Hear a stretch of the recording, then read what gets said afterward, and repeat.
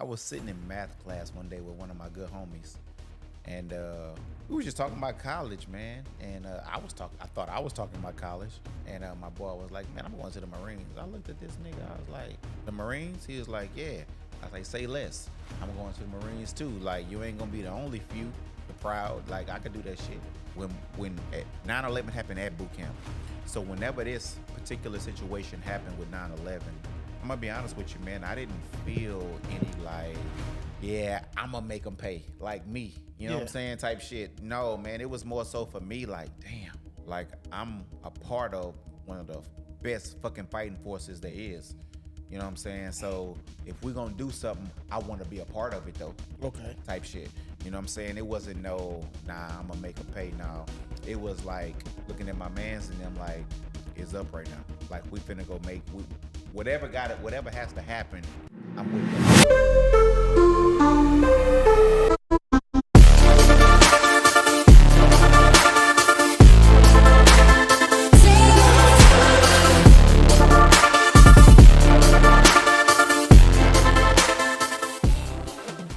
Welcome to the Haitian King Podcast.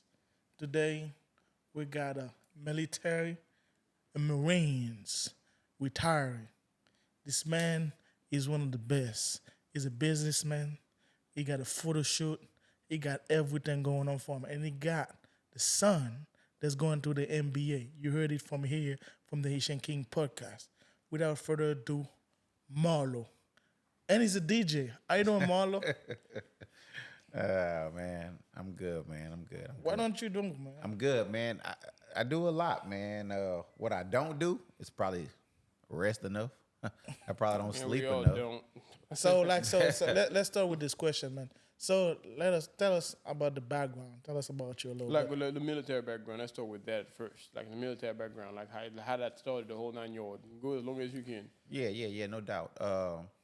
Man, you know, I never really had a desire to go to the military. I was sitting in math class one day with one of my good homies, and we were just talking about college, man. And I thought I was talking about college, and my boy was like, "Man, I'm going to the Marines." I looked at this nigga. I was like, "Shit, the Marines?" He was like, "Yeah." I was like, "Say less. I'm going to the Marines too. Like, you ain't gonna be the only few, the proud. Like, I could do that shit." You know what I'm saying?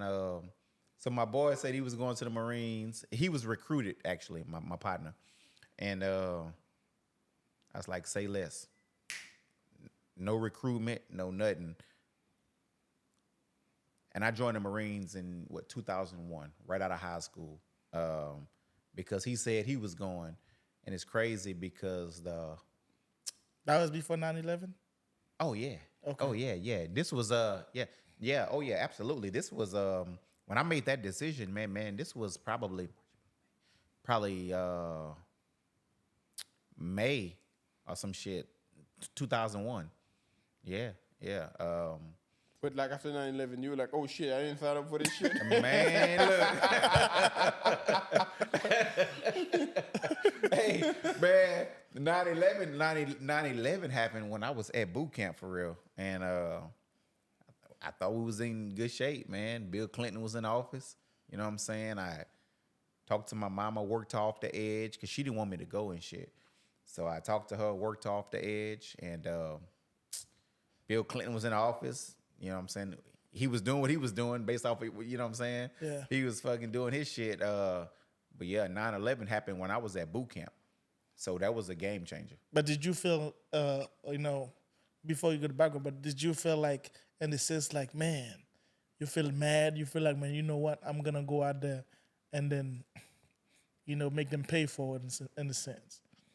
No, I'm going to be honest with you, man. Like, boot camp is behind me and all of the special training is behind me.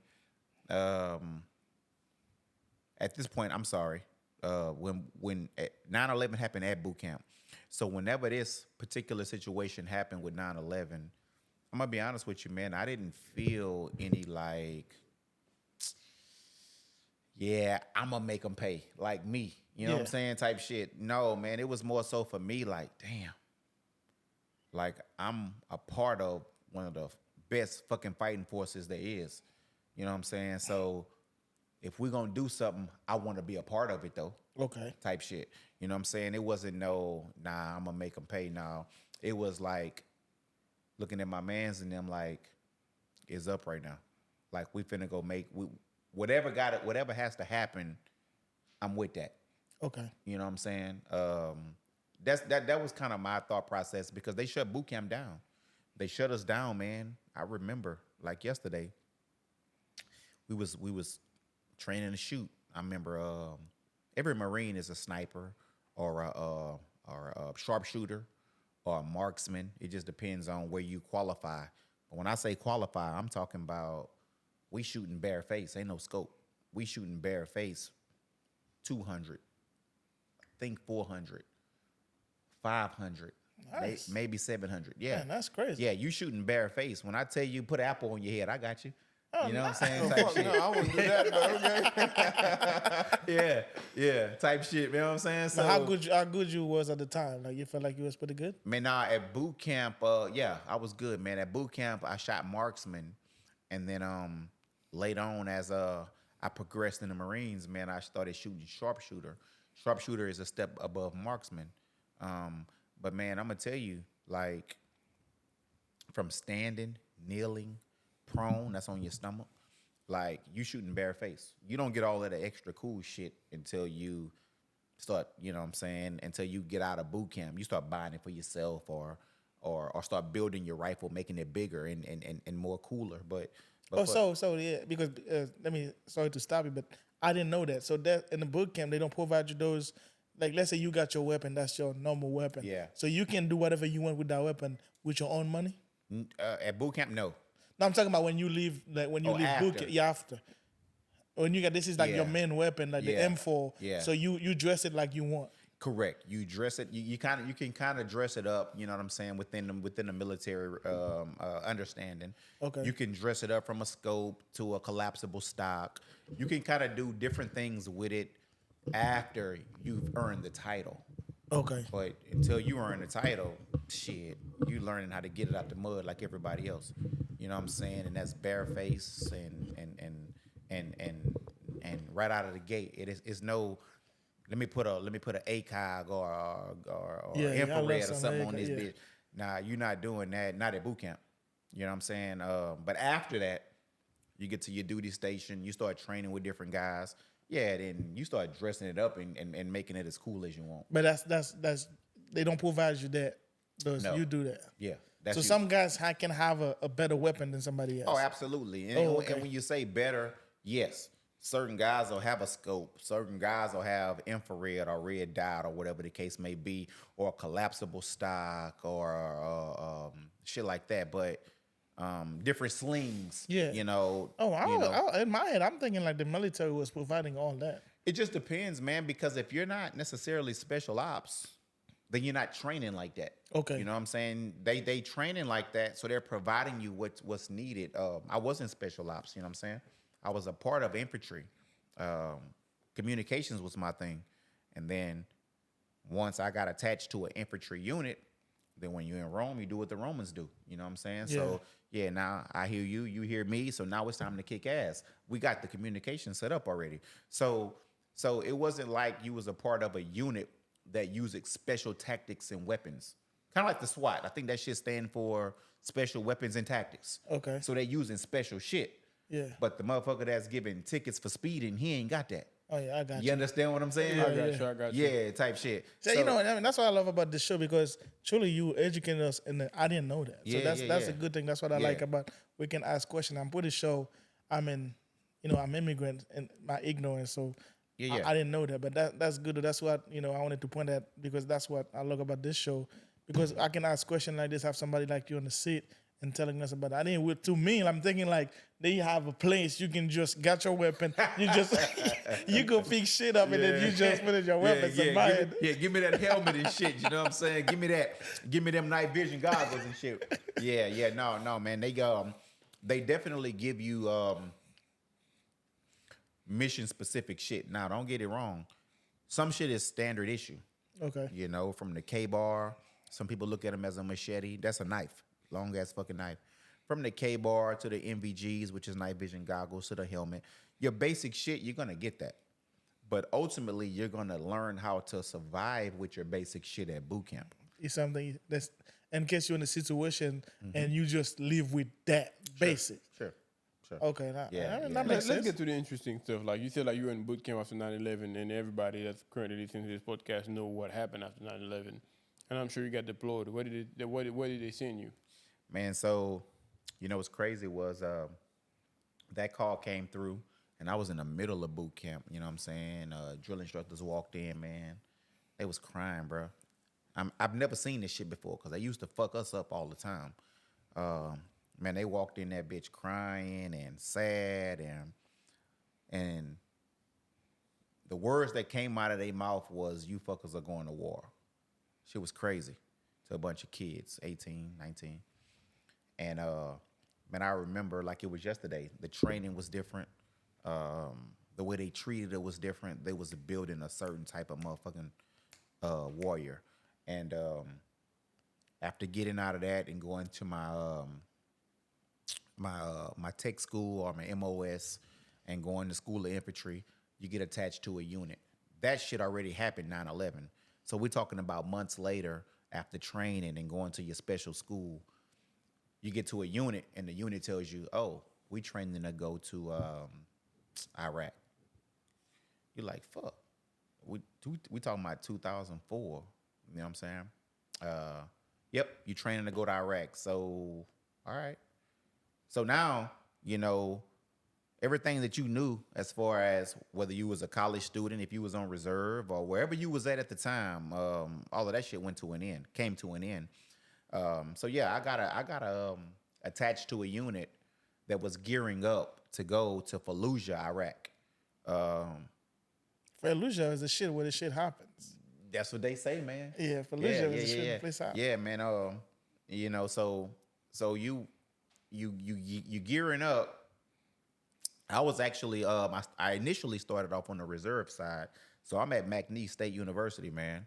I'm there. I'm fucking pursuing a degree in physical therapy, And then I get this fucking phone call. It was a recording. It's funny as fuck because I answer the phone. I'm in the dorm room. I don't know. I'm fucking off. Ain't no telling what I'm doing. So I get the phone call, and then he goes, "Hey, this is Sergeant so-and-so. This call is because you're about to be deployed. Pack everything in your sea bag and pack every extra." So I stopped him because I'm a funny nigga to me. And so I said, "Hey, man, is this shit real?" He says, "Hey, I swear to God." He say, "Don't fucking cut me off again. I'm giving you a message." Hey, he say, "Don't fucking cut me off again. I'm giving you a message." And man, he read whatever his scroll was. You got to report to this place at this date and time. And I'm like, fuck. I fucking hang the phone up with him. I called my mama first. And I was like, "Hey, Ma, I think I'm being deployed." She was like, "What?" I said, "Yeah, dude just called me. He yelled at me for cutting him off." And so, yeah, man, I had to contact administrators, counselors, all kind of shit. Hey, look, I'm not coming back to school. I got to leave for XYZ. I'm living in campus dorms. And, yeah, so shut that shit down, moved out of that bitch, and packed up my sea bag, with everything I owned military-wise, and reported to the duty station. And that's when you get geared up. That's when you get the real briefing, And we got geared up. We began to train, and 2004, I had to pull out of college, and we went to Iraq, man, for a year. Fallujah, Iraq. Yeah, man. So, man. So how was your experience in Fallujah? My experience there, man, was I really didn't go there with any real expectations. I'm not gonna lie to you. All I thought was the desert was hot. I didn't know anything about camel spiders. I didn't even give camels a thought. You know what I'm saying? But it's cold in the desert at night. And then I learned about camel spiders, and It's cold. It's cold, man. Like what temperature? Like in the 20s, 10? Yeah. No, if I could remember it, man, it'll get like a Lake Charles cold. What we get like We get 30 or 40. 30. Yeah, That's type cold. shit. That's yeah, cold. Yeah. Like it'll get like that for the most part, and that's in the desert, man, and sleeping in the sand or in a tent or whatever the case may be. So you don't need AC over there then, pretty much. No. So you got camps. You know what I'm saying? I was on Camp Fallujah. My buddy I went to the Marines with, he was over in Camp Ramadi, Blue Diamond. Oh, Ramadi is another one too. You're familiar with that, right? Yeah, I mean, I know the names. I know I watch a lot of movies, but that's another. You know what Call of Duty? Yeah, but that's another hot spot too. Yeah. Spot. So at this particular time, that's where they were, and they probably was living a little bit. They was living a little better than us. But where I was, you asked about the air condition. They had once they got past OIF 1 and we started migrating into OIF 2, then it was trailers with maybe, I don't know if it was a window unit or a mini split, but the trailers that some of us slept in had those at some point. But no, early on it was straight tent action. You know what I'm saying? In the sand. Let's get past the spiders, because that's enough. The hell no to me. But when did, like you may say, shit started to get real, like shit blowing up, guns shooting, to where you were like, damn, man, I ain't got no beef with them niggas. What the fuck am I doing here?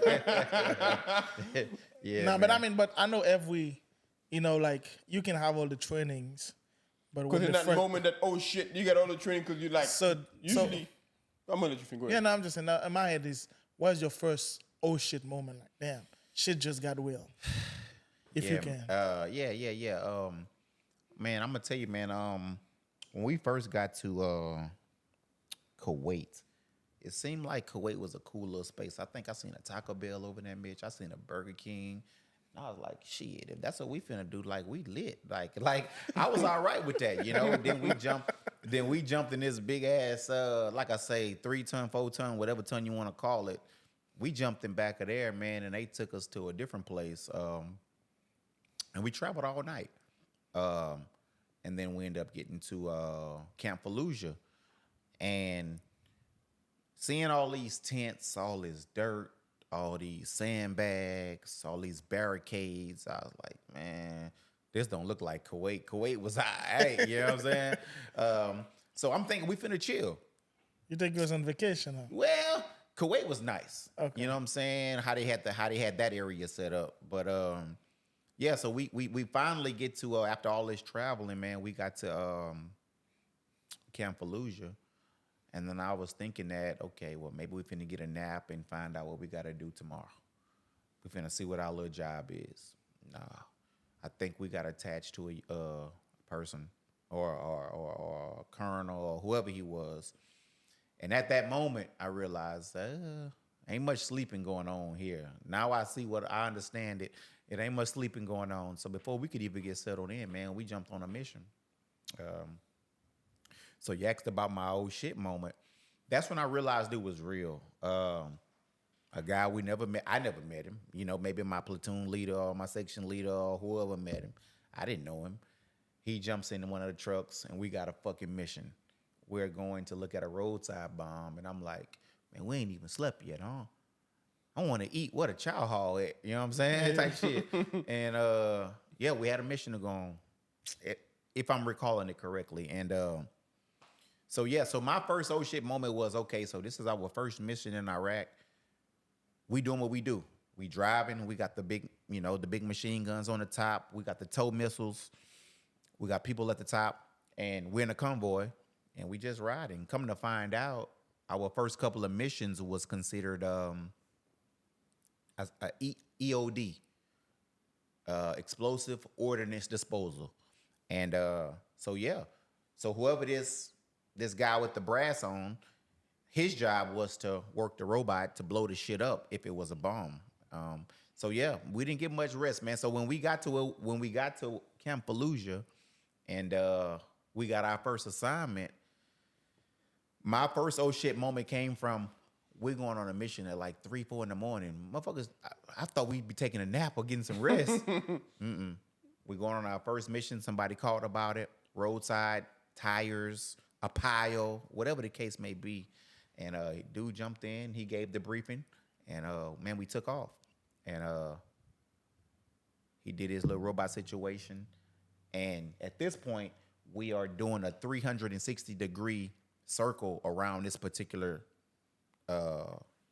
thing, whether it was a roadside bomb or just a bunch of tires or whatever the case may be. So we around that motherfucking 360 degrees. And at that moment, I realized if this is a real bomb, then that's really finna blow some shit up. Or it could be a fake bomb and we're about to get ambushed. That was my very first oh shit moment. And I mean, that probably was like a few hours of getting there. That was my first oh shit moment. Damn. Yeah. So let me ask you this. So who, just because I'm trying to know, so let's say who identified whatever that is, we're going to call it like, okay, let's take as precaution, let's just call it there is a bomb there. Who identified that and can say, send you there for something like this? Man, I never knew who provided that information. Like, who called it in to say, hey, we might have a potential situation over here. Or, hey, this might be something you might need to look at. I don't know who identified that. You know what I'm saying? I was, I'm a trained Marine. I'm a fighter for the most part, or I'm a warrior, if you will. So that information didn't come to me. Okay. That information had to come from somebody else, and then the platoon leader, and then the section leader had to tell us, hey, this is the mission. So a lot of that shit could be fluff. A lot of that shit is bullshit. That's part of the reason why I told my mama not to watch CNN. Don't watch the news. Don't watch CNN, because you don't know where this information coming from for real. A lot of that is bullshit. Now, that could have very well been the case, but I'm not in the position to know where it even came from. I just know that now it's time to mount up and go do something. Yeah, do your job. In a sense. Something. You know what I'm saying? Do what we've been trained to do type shit. But I don't know where the call came from. I couldn't tell you who identified it. I don't know if it was a concerned citizen, you know what I'm saying, or intelligence. You know what I'm saying? You never really know where that come from. And that was a little above my pay grade. But I gotta ask you this though. Of course you were there. You said within 2 hours they put you on a mission. You had like your oh shit moment. Like how long it took you to where that abnormal of a life compared to what you knew became a reality to you, to where you accepted it? Man, my mama never wanted me to join the Marines, because like I told you from talking to my homeboy in math class, I think it was, I didn't get recruited. We didn't have a conversation. It was just like, oh, that's what you're doing? Say less, nigga. You ain't tougher than me. I'm coming too. You know what I'm saying? But after boot camp, and then the job training, of course, the infantry training school, then going to your unit, and then training on a weekly basis, man, or whatever, just building that mentality, right? Just changing that trajectory of how you normally think. Once you touch down in the country where the mission is, for me, I was never afraid one time.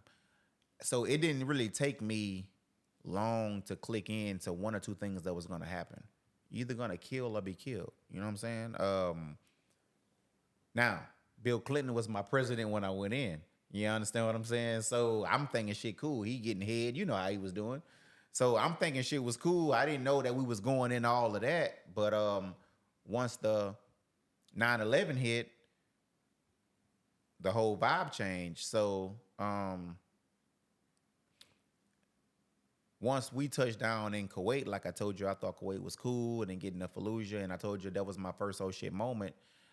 I had already mentally wrapped my head around the fact that once I took the bus from my hometown, and I went to the city where we was flying out of, the mentality had already changed. You know what I'm saying? It had already changed. It was no regret. It was no remorse. It was no, I'm worried about what's going to happen to me. I'm worried about how my people going to feel. I was already tapped into what the fuck needed to happen to make sure I made it back to them. And if I didn't, I was in a space to where my mentality wasn't going to get me fucked over because I was already locked in. Man, that's legit, though. But I get what he's saying, though. You locked in. I know what it is when you prepped up your mind. You're like, man, I'm locked in. I'm ready for it or whatever. But within the heat of situation, I don't know if you've ever been in one of those type of situations. Yeah. Like when you said you joined of your homeboy, I almost joined of Call of Duty. That would even be more dumb. Call of Duty almost got you, bro. And the thing is, my mom talked me out of it. Because I remember one night I was playing Call of Duty 2012, 11, 13, whatever it was. Yeah. Modern Warfare 3 came out. I'm like, man, if them boys are doing some cool shit like that, man, I need to partake. Yeah. Almost joined for Call of Duty. But in the moment where have you ever been in a situation like where like real bullets are flying around? Yeah. To where you realize, man, if I die, I don't get to respawn. You can't fucking push the start button and come back. Yeah, exactly. But have you ever been in a situation? I know you were ready. Like you said, you were ready. I'm ready for life or death. Yeah. But have you ever been like in a situation while being over there to where you were like, oh shit, this thing is real. Yeah. There ain't no coming back from this. I mean, when the first bullet flying, you know this shit hit you. Yeah. This is it. Like, because you had like this is a false drill type of situation. This is just a drill. It ain't that serious. But in a situation where bullets are flying and it's like, oh my God, like shit are going south. At least how it seemed like to me in the movie. Yeah. Like, have you ever been in a situation kind of like that? Yeah. So man, there's a thing, bro. They call it the fog of war. I don't necessarily know the acronym of it, but I'm gonna try to explain it to you. You ever watched a movie? Maybe you say Call of Duty. And maybe a war movie, action movie, to where shit is happening, and then that person is in first person, and you see it happen. You're watching that person happening in the movie in first person, but it's almost like a ring, and everything is going slow. Yeah, I know what you mean. Yeah, that's similar to the fog of war. So whenever you kind of almost having an out of body experience and everything is moving slow motion, the shit is clearly moving fast, but you in a space to where like, God damn, almost like you running slow as fuck and you just seeing it happen before your eyes. So with us, we've been in situations before where most military personnel, maybe even police officers, but they'll understand the term when I say a tracer. You familiar what a tracer is? No. A tracer is a round that comes out of your gun, your M16, your AK, your whatever you got going on, your F&N. But that tracer round, when it flies through the air, it looks like a light. So that tracer round could be blue. It could be green. It could be orange. It could be yellow. And that motherfucker flying. So when you're looking, it's like zipping, and it almost looking like some Star Wars type shit. Because some people shoot with tracer rounds. You can see where it's going. So, as far as me and my unit, we were a mounted unit on top of trucks. We had sidearms. We had squad automatic weapons. We had M16s and things like that. But when we were on foot and going door to door, that turned into urban terrain, kind of like your Call of Duty type shit, So when you're seeing rounds coming from building to building or house to house, and you seeing tracer rounds, you use tracer rounds because you're trying to see where your shit is going, right? If I'm seeing a muzzle flash from 2 clicks right, then I'm finna send tracer rounds that same way because I seen where that shit came from. Now I'm trying to see my rounds go down range type shit. So just thinking about that, and to answer your question, those were some ass puckering moments because you see them coming back because the enemy got them bitches too. You understand what I'm saying? Yeah. They got them hoes too. So you see them coming back for real. And I believe, you send them down, they coming. You send them down, they coming. Whole team on the same type of time, whether it's on a building, or on top of a building, or through a window. And then you realize theirs not coming no more. You know what I'm saying? So that's kind of, to answer your question, that was one of those moments where, you feel like, I don't know if my asshole is puckering. If I'm still living, nigga, everybody around me, we talking, you know what I'm saying? And it's on to the next building. You know what I'm saying? But that's one of the ways to identify, what's happening, what is going which way. And honestly, that for me, I remember that shit like it was yesterday because we take turns because everybody run out of ammo at some point. So everybody is like on some, how many mags you got? Or clips or whatever you want to call it, how many mags or whatever. So, everything is about efficiency, you know what I'm saying? And doing the right shit at the right time keep the mission alive for the most I part. mean, you know, when you say that, this is crazy when you think about it because let's say you're at work, you're talking about efficiency, you know, you're talking about get the shit right. In this situation, you can't get nothing wrong, bro. This is definitely right on there. you know what I mean? Like this is there. where you the most focus because you can't just like, yeah, I'm taking a day off. There is no such thing. Ain't Like no I mean, such thing, bro. this is like you gotta be on your game 24/7. Yeah. And you know what's funny you said that, bro, because when you think about it, the people that you train with, you know, like my dog Rusty, my dog Sergeant T, my fucking dogs, man. You know, you train with them and you get in the trenches with them real heavy. You drill with them. You know, we talking shit. But man, when I tell you certain shit, you can't fuck up because if I fuck up, so let me tell you something.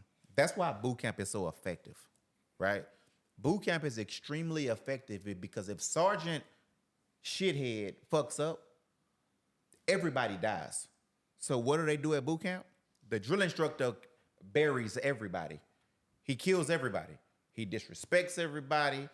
He fucking murders everybody, all because this person dropped the ball or this person forgot to make his bunk tight.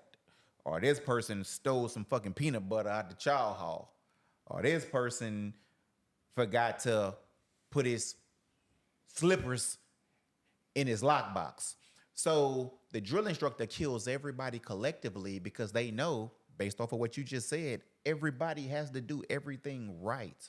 Because if you don't in combat, everybody dies if you fuck up. You know what? I mean, it's funny. That's why boot camp is effective. You know what? I think about boot camp because I know my personality. I got like a, as you would say, like God-like personality. I don't like, you know, I always hate the fact that they're yelling at you or like screaming at you. Yeah. But when you say it like this, It makes sense. I can take it because this is legit. Because if you fuck up and it's just basic like that, and we go out and I don't want you to fuck up by any means necessary. If you fuck up, that's big fuck. That's not. Fuck up like, okay, we can just, you know, talk about it later. Yo, what fuck up is my life. Yeah, so like this ain't spilled milk. Yeah, this like this. I never heard nobody say it like this to me, and this would have clicked something in my head like, damn, shit, yeah, I mean, bro, you know, like keep it coming in a sense because this is serious because I want to go back home. You know what I'm saying? I don't want you to go back home because if you're my team, after a while you train with this guy become your brother. I don't want to see, you know, something happen to you. And if that happened because I fucked up, I can live with that in a sense. You know what I mean? Yeah. So it'd be hard to do. Like, kind of like what he said. Let's switch the gear real quick. Because the one thing we're all aware of is like a lot of former military members. It doesn't matter what kind of thing they serve under, whether it was the Army, the Air Force, or whatever it might be, or Marines even. They suffer PTSD. What's your like understanding or perhaps your own experience of PTSD? No, man.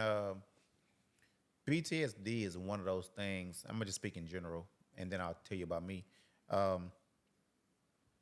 PTSD is one of those things where it affects everybody differently, right?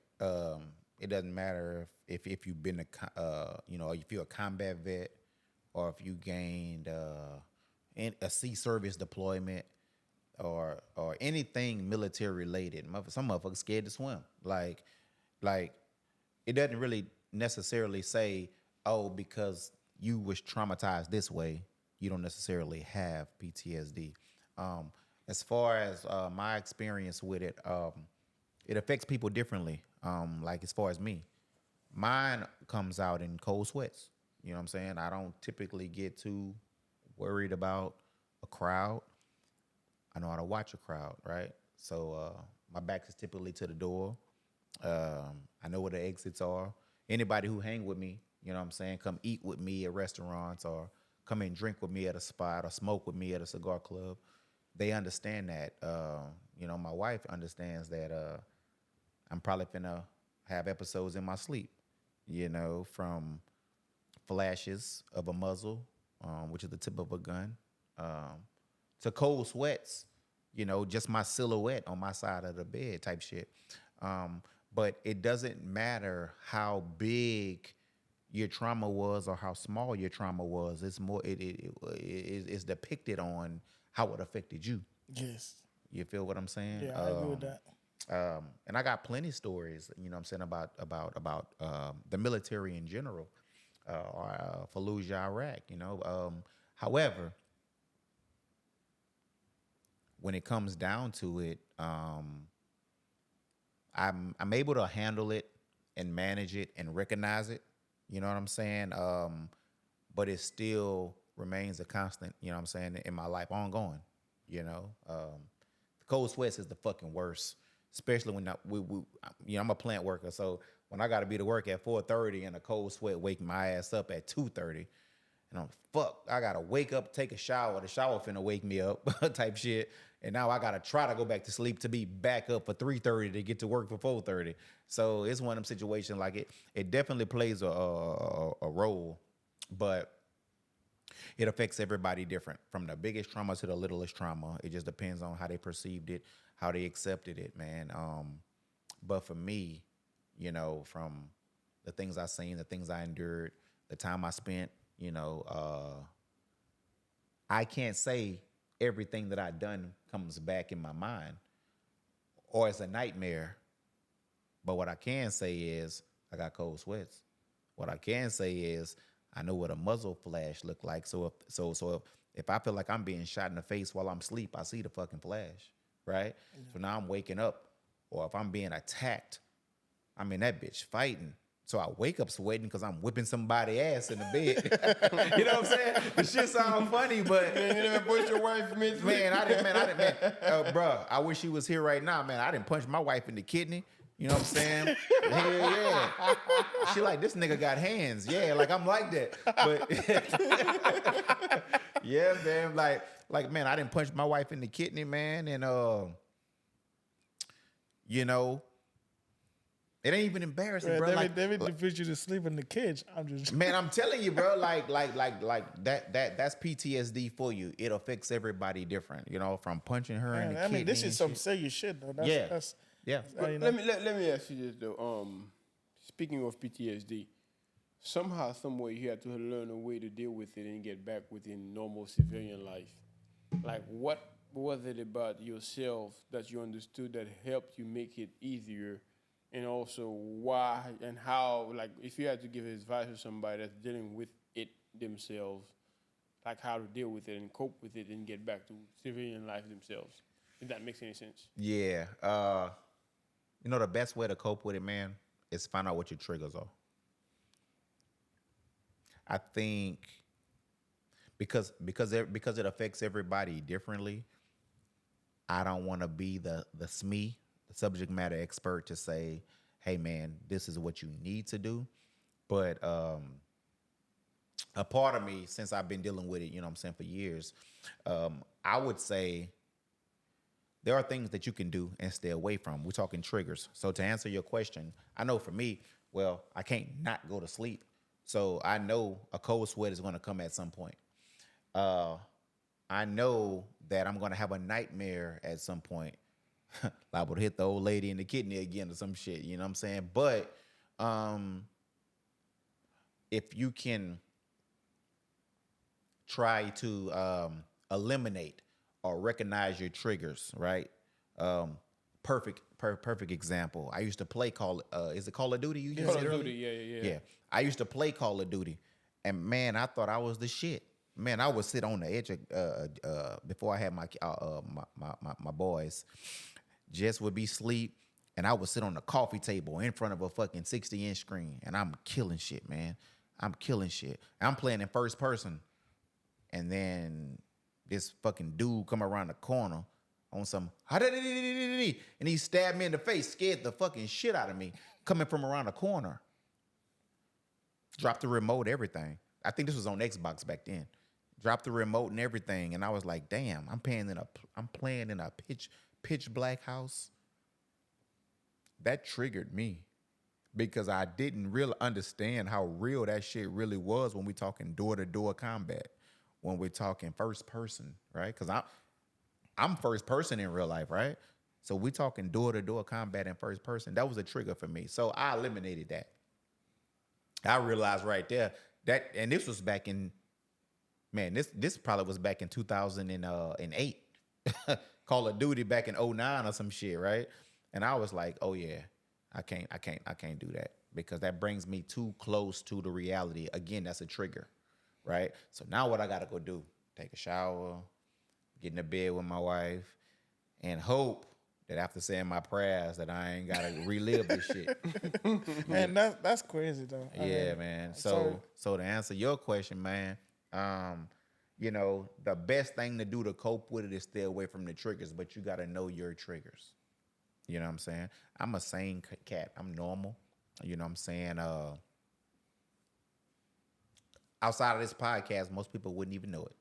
You know what I'm saying? But for the most part, most people that suffer with post-traumatic stress disorder, that's what PTSD. I don't know what the new term is. They may have a new term for it now, but PTSD is post-traumatic stress disorder, I think, traumatic or some shit like that. Yeah, man, it has everything to do with how you perceived whatever situation you was in.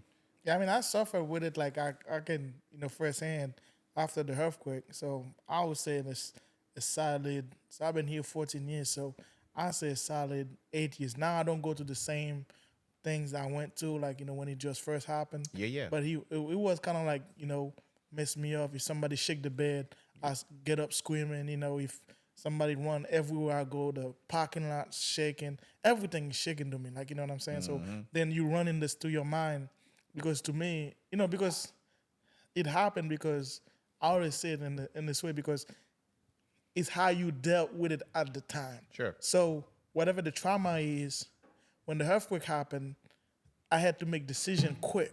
Mm-hmm. Do I go this way? Do I go that way? If this house fell on me right now, I'm dead. So all this, and then even though, like you said, the fog of war, everything moving slow, it was a 3-4 second decision. But at the time, it looks like it was 4 seconds happened fast. Yeah. But at the time, it wasn't looking as fast. You got to make the decision like, okay, if I go to this door, it's going to take me 10 seconds. Yeah. Anything can happen in 10 seconds. Mm-hmm. This is 4 seconds. Let me go this way. So to me, like, it really affected me in a big way for a long time. Even like people can say, oh man, think about it. So you're in a country, this never happened. First time ever. Mm-hmm. Brand new.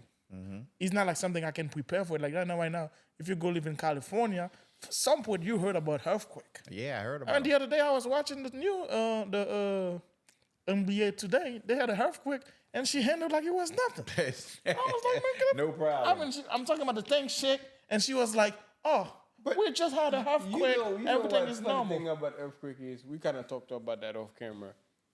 Of course, my experience from that earthquake, because I was living there also. Same one he talking about, right? Yeah, same one.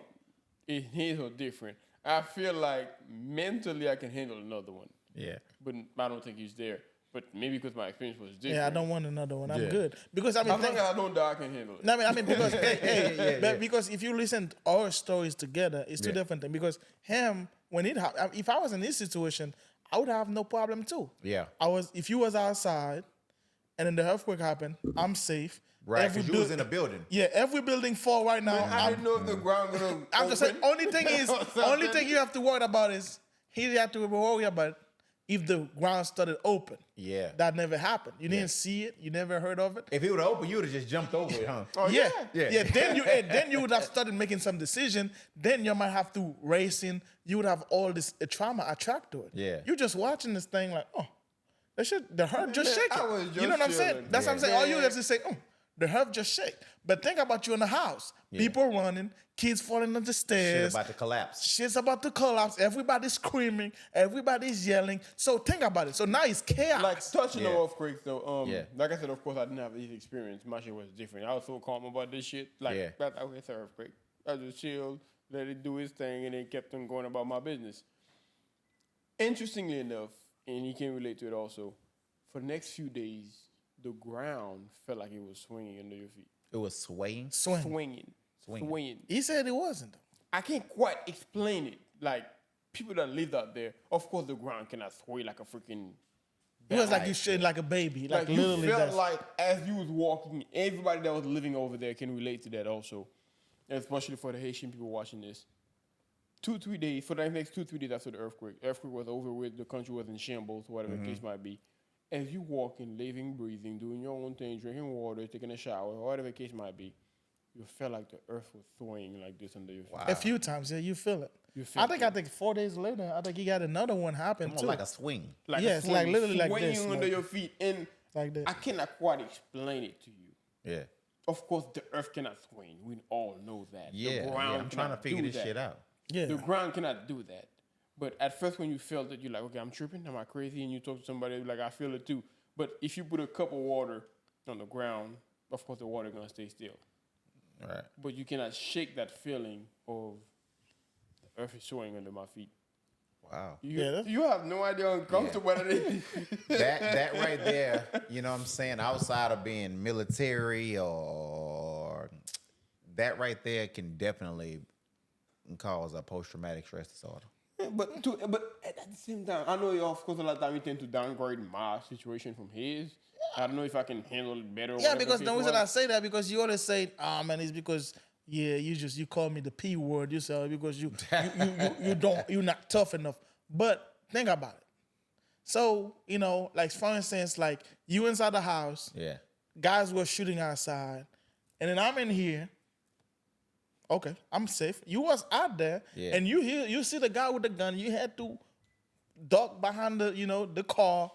Your experience would be different. I'd be like, oh yeah, I heard the shot. You know what I'm saying? You know what I'm saying? I heard the shot. You'd be like, man, I almost died. That's even weirder. I got a close friend of mine. Like we spoke off camera about this. He slept through the whole earthquake thing. He didn't know what the hell was going on. He felt the same thing. The earth was swaying under his feet. Yeah. Like that don't make quite sense to me. And I remember like I was walking one day, wake up in the morning. I'm like, man, this is weird. What in the hell? It like the whole ground felt like as if you were on a balancine and it was just like doing this under your feet. I can't quite explain it. Like But- rocking the baby. Yeah, Yeah. basically. And of course, you're not tripping all over yourself or whatever, but it felt like it. I don't know if it's like some sort of post-traumatic Yeah. thing or whatever you may want to call it. But just to get back about you, because you're the guest of the show, you got back, dealt with your PTSD. How did you move forward past that, learn your triggers, and then move forward about that? Yeah, so man, once you learn them, and I learned mine, it took me a little minute, man. I went to a McNeese basketball game. No, it wasn't even McNeese. It was McNeese. It was the top 28 of the state. I think I went to the top 28 tournament over at the Burton Coliseum. And that's a big thing. That's the top 28 schools that make it to the finals type shit. And man, they started flicking the lights, bro. Flicking the lights and playing the music loud. I got my kids with me and shit. And I'm like, I'm getting, what's the word? Overstimulated. You know what I'm saying? It was just a lot going on. And the lights came back on and I'm like, okay. Like, so to answer your question, like, you have to really identify what it is for you. I do well with everything, bro. I have no problems. You guys wouldn't know this if I didn't tell it to you. You know what I'm saying? But it took, I've been out of the Marines since 2009.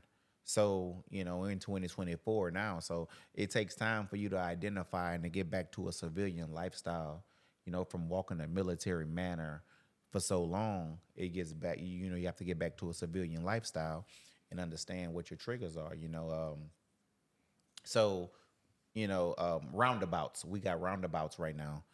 Well, roundabouts for us over there, man, that was a fucking death zone. That was a trap.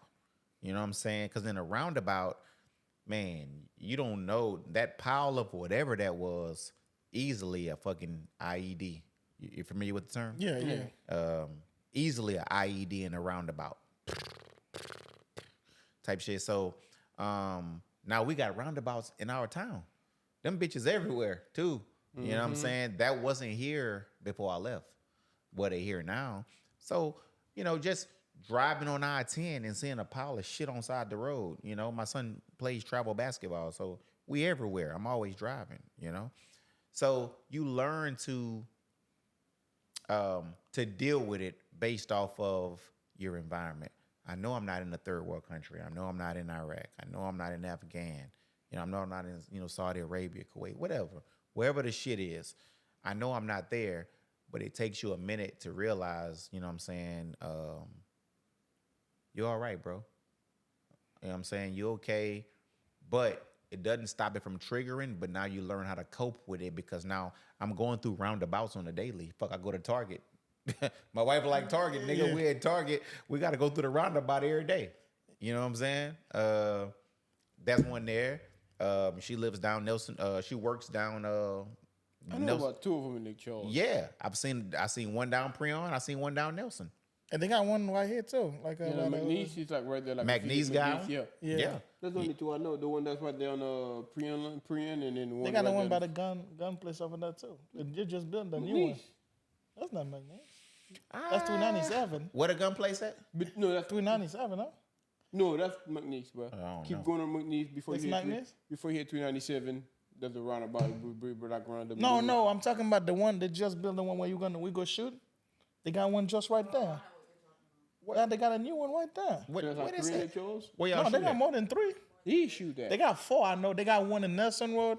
They got one by Not Target. Nelson. They got one in Prion Lake before you hit Nelson Road. They got one in McNeese before Yeah. you hit 397. No, I'm talking about they one. Oh, no, I know what fam I'm talking about. You're talking about McNeese when you go east Yes. Yes. to the Before neighborhoods. Yes. Yeah, before you so hit that's 3. 397. And what other one? Oh, you said That's Mike? You said Mike? Oh yeah, McNeese. I know this one. They got one. They got one before you go to Target. Yeah. They got one in Nelson Road before Yeah. you get to the hospital, women Yeah. hospital. Oh, Yeah. talking about like it's not Nelson. It's Nelson. No, it's totally Nelson. It's It's not Nelson. totally Like, Nelson. okay, you know like Prion Lake Park.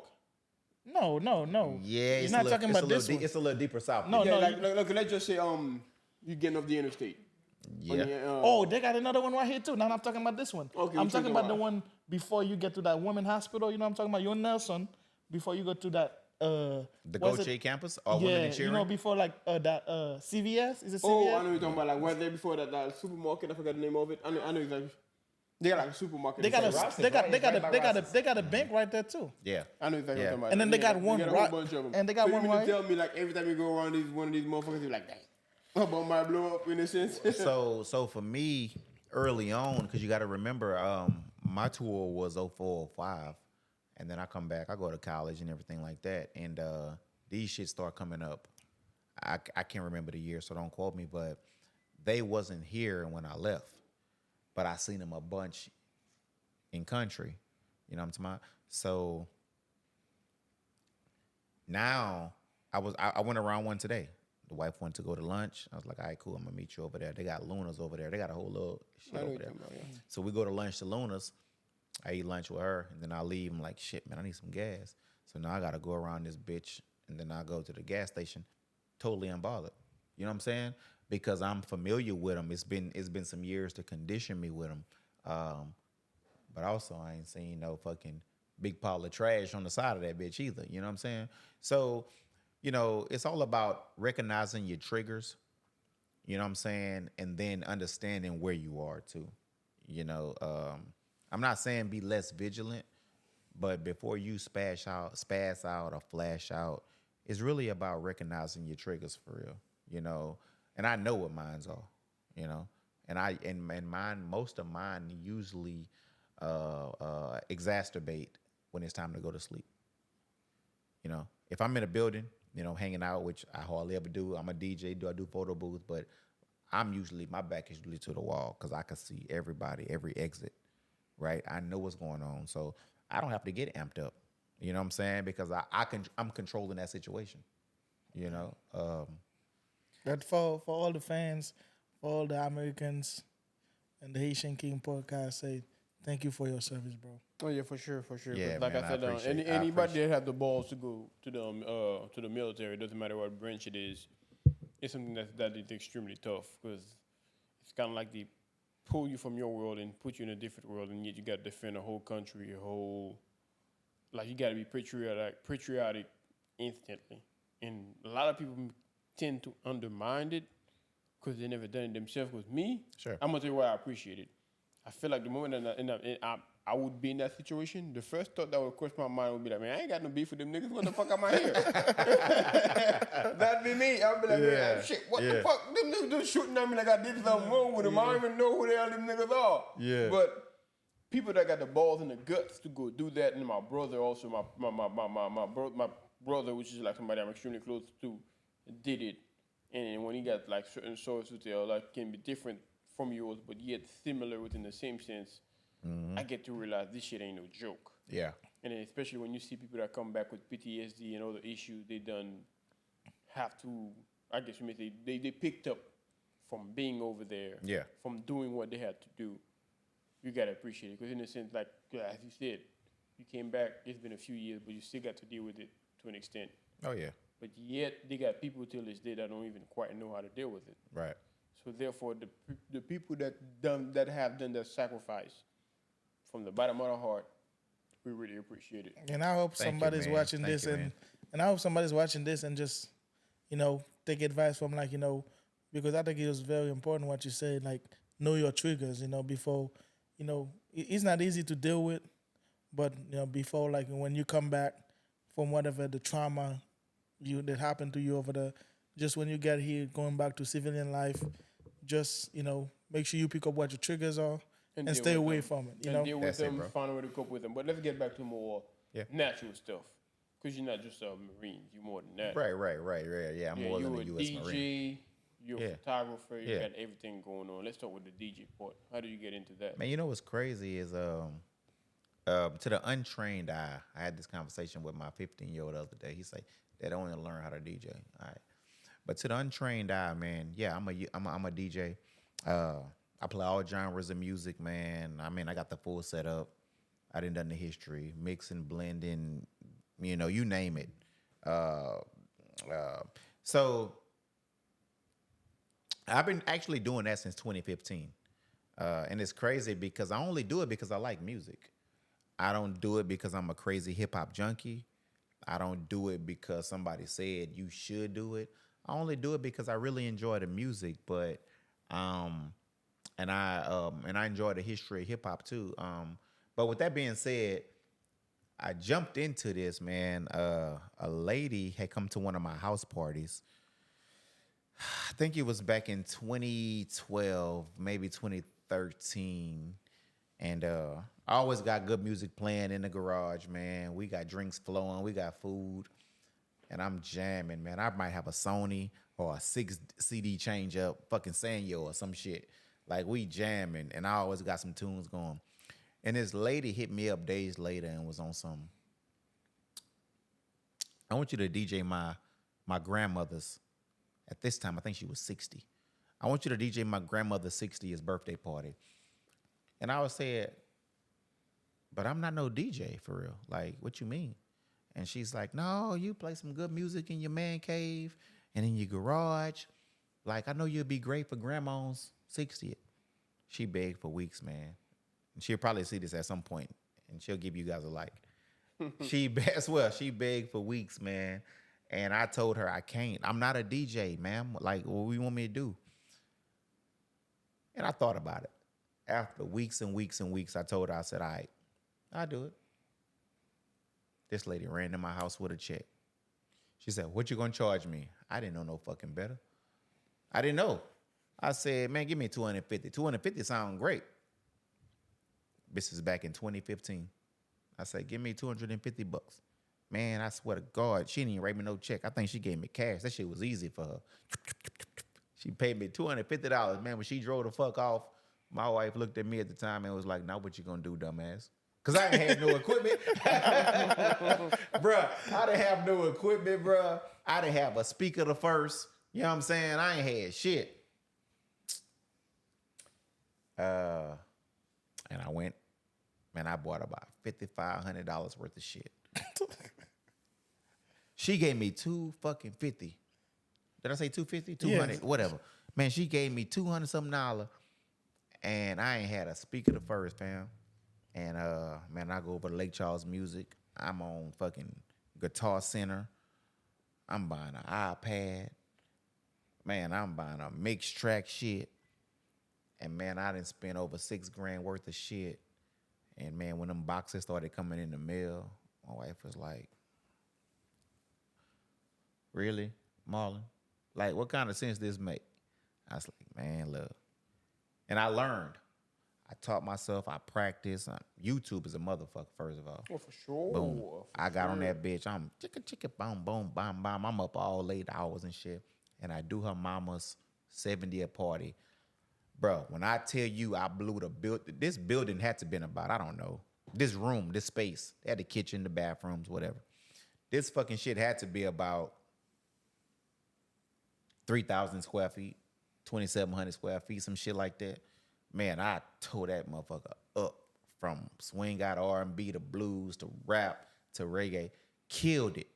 And when that event ended, I told my mans that helped me set up, I said, bro, I got to figure out how to make all this money back because 250 ain't gonna make it.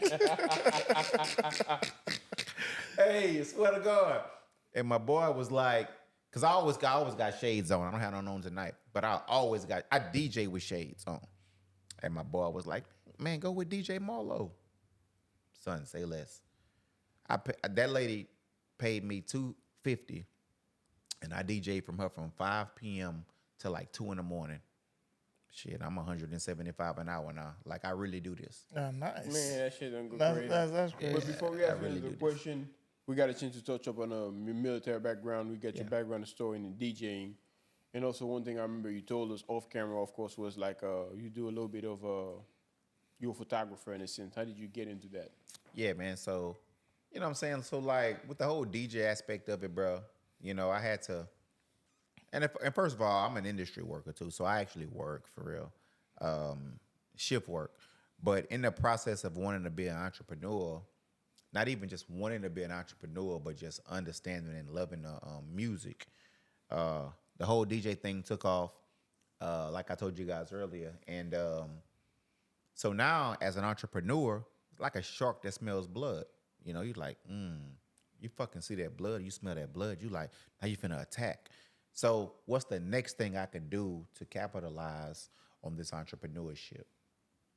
And where that business mindset come from, though? man, you know what, bro? I'm gonna be honest with you. I would be lying to you if I told you I knew exactly where it came from.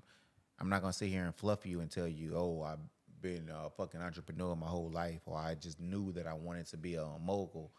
No, honestly, I don't know where it came from. You know what I'm saying? I'm 41 years old. I just met my old man in November.